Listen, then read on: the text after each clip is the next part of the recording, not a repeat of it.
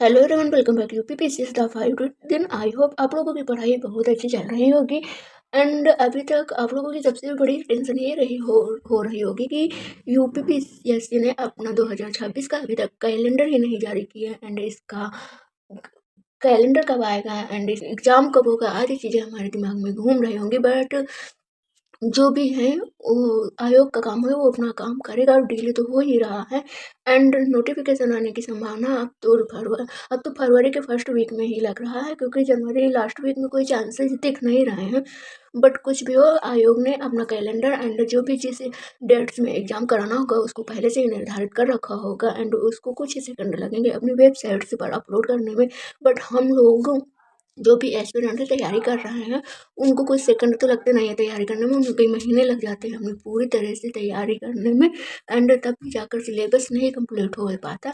तो ये आयोग का काम है, उन्होंने अपना तैयार कर लिया होगा एंड वो कुछ ही सेकंड लगेंगे, जब अपडेट करना होगा अपडेट कर देंगे।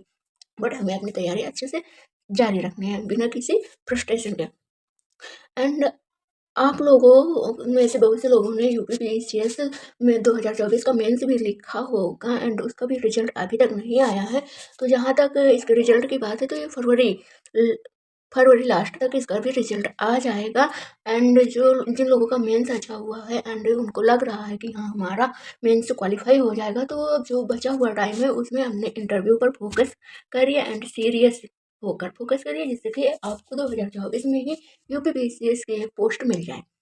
एंड इसके बाद बात आते हैं यूपीपीसीएस 2025 मेंस के एग्जाम कब से होंगे। तो यूपीपीसीएस मेंस 2025 का एग्जाम 29 मार्च से स्टार्ट होने जा रहे हैं।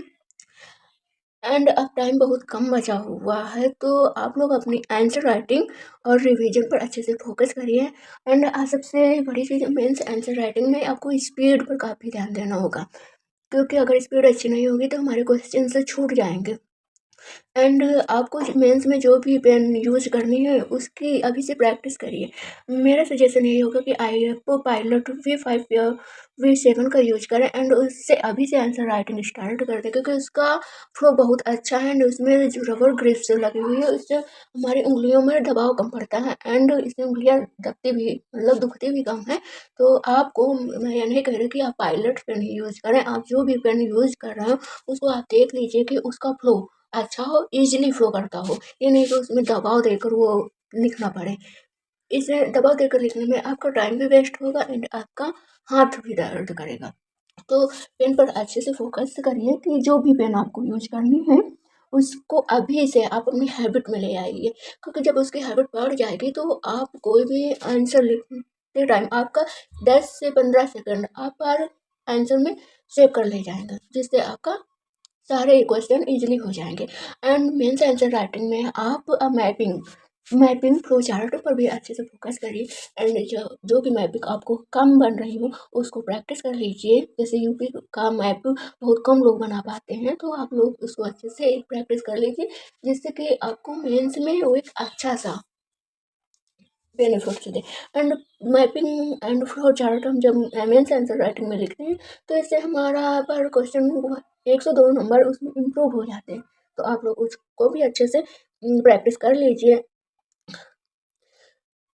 और जो स्टूडेंट अभी बिगनर्स हैं एंड जिनका मेंस नहीं हुआ था, मतलब प्री नहीं क्वालिफाई हुआ था 2025 में, तो वो 2026 का नोटिफिकेशन का वेट कर रहे होंगे। एंड 2026 का नोटिफिकेशन भी जनवरी लास्ट या फरवरी के फर्स्ट वीक में आने की पूरी संभावना है। एंड इस बार ऐसा भी पता लग रहा है कि ये सबसे बड़ी यूपीपीएससी की वैकेंसी होने वाली है, क्योंकि इसमें 1000 से ज़्यादा पोस्टें होने वाली हैं एंड इस पोस्टें भी होंगी जिनके लिए आपको स्पेशल एजुकेशंस होने चाहिए। एंड इसमें जीआईसी प्रिंसिपल की डायरेक्ट वैकेंसी भी आने वाली है। तो आप लोग अच्छे से तैयारी कीजिए, जिससे कि आपको मतलब 2026 यूपीपीएससी की 2026 में एक पोस्ट पक्की कर लें।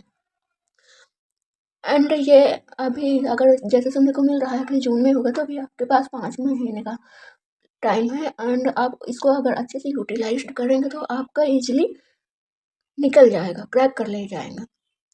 तो ये बेस्ट टाइम है प्रिपरेशन स्टार्ट करने का एंड अभी से आप लोग लग जाइए।